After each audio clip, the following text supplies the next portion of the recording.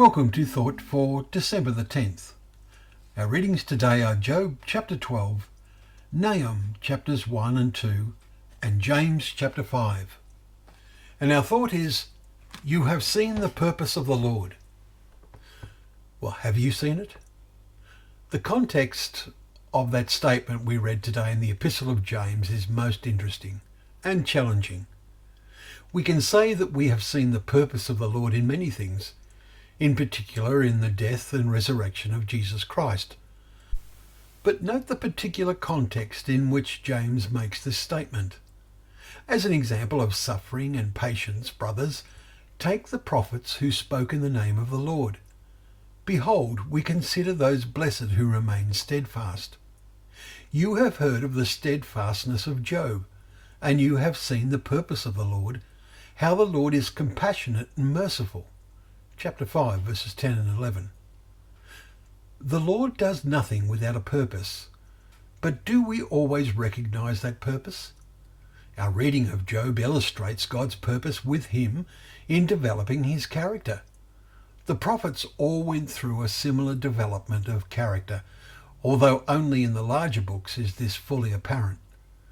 Studies of the lives of Jeremiah and Isaiah are most revealing about this.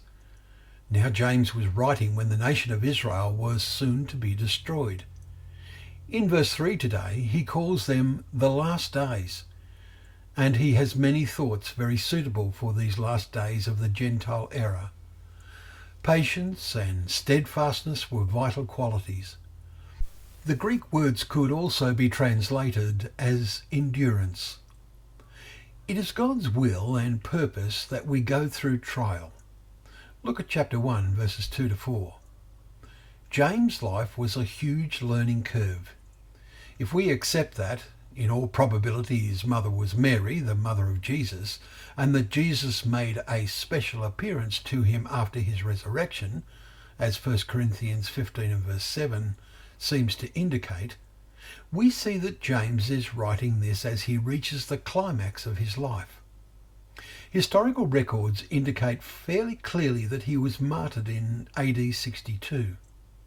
So James marvelled at the purpose of the Lord in his life, and he is exhorting others to see the same in their lives, and so remain steadfast under trial. Establish your hearts, for the coming of the Lord is at hand. Verse 8.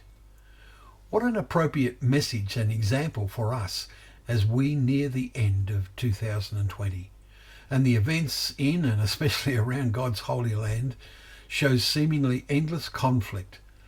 And of course, what a remarkable year we have been through with COVID-19. And of course, the latter-day purpose of the Lord is unfolding, and God's purpose will become increasingly clear to those who really know his word. Thank you once again for joining us for Thought for the Day, where together we can open up the pages of God's Word, remembering that they are a lamp to our feet and a light to our path.